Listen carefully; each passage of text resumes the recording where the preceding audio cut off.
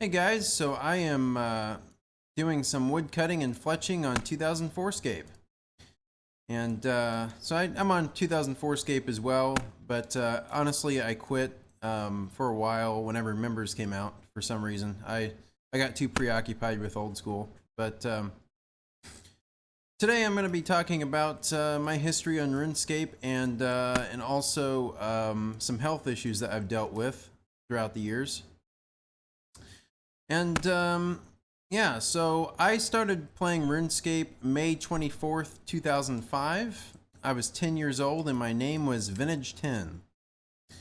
Now, my friend from Lutheran school, because I grew up Lutheran, he introduced me to RuneScape, and I remember he showed me his house, and his play-owned house, and I thought it was pretty cool. And but he actually ended up quitting shortly afterwards, and so his name was like Patman69080 or something like that. But so we didn't actually play together because he quit pretty much right after I joined. So, but I remember going to his house and he had a PC that was much better than mine, and he could play Sims 2 and I couldn't. And yeah, so I was really being attacked here. I really enjoyed playing Sims 2 at his house because I finally got the chance to do it, and he was kind of irritated about that, but whatever, you know. I finally got to play it. 'Cause I was obsessed with Sims 2. Oh, damn it. I was obsessed with Sims 2 at a very young age, so yeah. I started playing RuneScape on my dad's laptop, and I could only play for 30 minutes at a time because his laptop would overheat after about 30 minutes. So that's all I could play. I couldn't play very much at all. I never got members.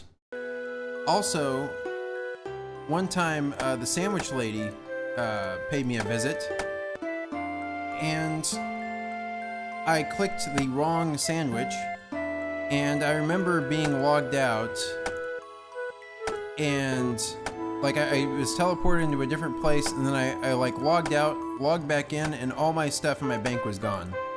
So I thought that the sandwich lady hacked me, but actually what I think happened was I got hacked. Probably because my password really sucked back then. I'm just taking a guess, because I think no, actually I don't remember what my password was back then, but yeah. So I didn't play much RuneScape until I got my own PC. And even when I got my own PC, I ended up playing VMK, Virtual Magic Kingdom, which I was introduced to by a friend of mine from school. And we were just obsessed with VMK. It's Disney's Virtual Magic Kingdom, and it was shut down a year after we started playing in 2008. And it was shut down with a false server population. It was a social MMO to advertise Disneyland, basically. And the trading on that game was phenomenal. You could trade rares and stuff. It was great. There was a great economy, and that's why we played it. But the game shut down in 2008, and I started playing RuneScape a little bit. But I didn't actually get too into RuneScape, like hardcore playing it, until old school in 2013. So yeah. So whenever I joined old school RuneScape, I actually, straight away went for money making. I wanted to make as much money as possible. So I started I started fletching maple longbows, and then I tried selling them. And this guy lured me to Karamja, claiming that he had a friend who was at this one area in Karamja where there's poison spiders, and the poison spiders got to me and he got my bows. But he later got banned for that lure, so yeah.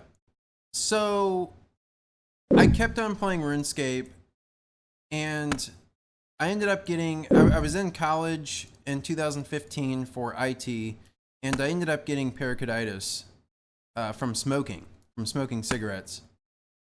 which is the inflammation of the pericardium, which is the sac that holds your heart. And it was very painful, but most of all, I had to like lay still. I had to like lay in bed all the time for like 6 months. And I had to take 6 ibuprofen every 6 hours, according to the doctor. That's what I should take. So I did. But I ended up actually having a sensitivity to screens and light because of this. So maybe, I don't remember how long it took, but it didn't take long. And all of a sudden, one day, I was in Motherlode Mine, and I just felt like I had to turn down my brightness from 100%. I had it at 100% for years, from 2007 all the way to 2015. Didn't even notice it. Didn't even bother me at all. And one day I felt like I just had to turn it down. So I turned it down until it was like 20%. And eventually I had to turn it down to 0%, which you could still see. It's just very dim. And I kept it like that all the way until I used that monitor to 2024, whenever the CCFL backlight died on me. And then I had to stop using that monitor. Or replace the CCFLs. It's up to me, but I didn't. I decided not to replace it and get new monitors instead. But I'll talk about that in a little bit. Ever since I have had that sensitivity to screens, to the light, I've had to not only turn down the brightness way down, but I also have to use specific monitors. I'm currently using 2 Dell LCD monitors. It's the Dell E176FP from 2006, and they're 17-inch monitors, and I've been using them now for about a year and a half. They get the job done, but it's a very small screen, and but I basically have to use these monitors because anything newer is not going to work. So I start getting lightheaded, and I start feeling dizzy, and I start feeling just out of it. If I use any LED screens that are monitors, like up close, like TVs are fine, but any monitors that are up close. And also I have to have like a screen protector, or like a screen cover on this monitor to use it as well, that filters out blue light. And I can only really play certain games like RuneScape and EverQuest, because anything that has like modern shadows, like the modern shadow type technology that exists, I really can't see anything, and I also can't turn up the brightness because it bothers me too much. So I have to play games that are bright, sort of bright, but also not too bright. Like, Habbo is way too bright. I can't play that. The pixelated graphics are so hard on my eyes. So, just to give an example.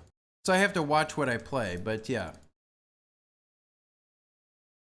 I've looked into e-ink displays, and I've looked into reflective LCD screens, and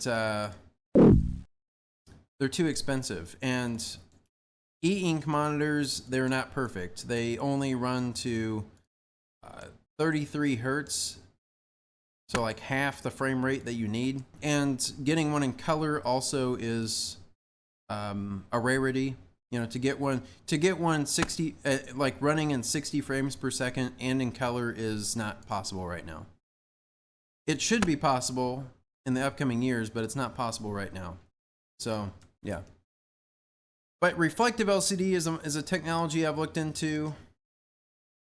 It basically takes the light from the sun, so like shining through your windows, or like if you take a light that can shine directly onto your screen, you can then see what's on your screen. But unless you do that, you won't be able to see anything. So you basically have to rely on sunlight or have external lights that shine on the screen. and they cost, let's see, Easy Eye right now, the Easy Eye's monitor, the company Easy Eye has a monitor for $1,300, and Sun Vision has one for $1,700. And I got these two monitors that I have right now for, I got them for $200 on eBay. And they were new, they were unused, new in the box, so they should last at least 10 years for me. But what am I going to do after that? Well, I don't know. Maybe try reflective LCD and pay the price. I don't know. So another health issue I've dealt with was a back injury in 2022. You see, I practiced Islam for a month and a half in 2022, and I ended up hurting my back doing the prayer because I have bad knees. I was born with twisted knees, so I had to sit in a chair to pray. And so I was leaning forward with my arms, leaning forward. And I did that 40 times a day, and that ended up hurting my back. Now I have to sit in very specific chairs, which I found a folding office chair on Amazon. It's an FYLICA folding office chair. And it works great. I can take it with me places, and not everybody's welcoming about it, but I can take it with me, and so it's nice.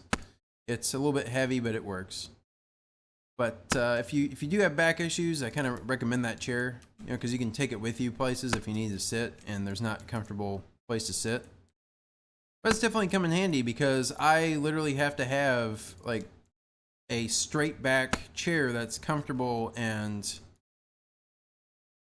it doesn't involve any sort of leaning back, no reclining, nothing like that. It has to be straight up, and I've been like that. Oh yeah, also I sprained my neck headbanging to Black Sabbath in 2016. So there's that too. That I have to read using book stands because of that. But that didn't even come to mind until now. But that's not that bothersome. It's just an inconvenience. I can't read with books on my lap, like most people can, but it's okay. Because I can't look down for a long period of time, but it's okay. So my last health issue is I decided to do some dipping tobacco in 2023 when I was feeling good. And I hadn't done it since I quit cigarettes back in 2015. And I did it like once or twice, and I ended up with like a permanent head issue where like it just felt like my brain was unable to do much anymore. And it turns out that, after a year of experimenting, not experimenting, but trying to find the right medicine that can actually help me, because I could barely walk for a long time. Finally, I found Adderall helps me. So nothing else really helps me but Adderall. So I had to take Adderall, not for ADHD, but actually for having this head disorder thing that is undiagnosed, that there's no medical diagnosis for it. There's also no medical diagnosis for my back issue. I just have no idea. But my release from all these health issues is basically playing RuneScape. It's something I can do, and in my worst moments, in my worst times through my health history, I've been able to play RuneScape. So I've been playing it off and on throughout the years, but basically it's just my to-go place. It's a place I can go. I can just play it. So I might, people might criticize other people for playing RuneScape and everything, but to me it's it's a place I can go because of my physical limitations, and it's a game I can play despite having a screen sensitivity. So, I feel like I'm crippled a lot, but RuneScape helps me out, it really does.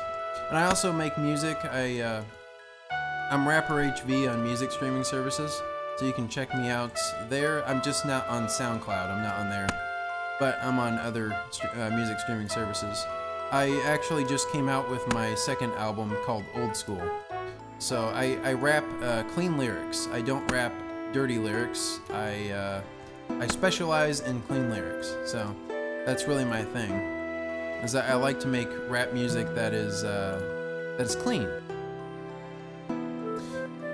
But yeah, between music making and gaming, you know, it's been a release. But if anybody else has any health issues, like I've described, where it's just like unknown diagnosis, you know, there's no cure for what you have, and it's like undiagnosed, you know, just go ahead and let me know in the comments, and because you deserve a voice too, and you know, we all deserve a voice whenever we suffer like that.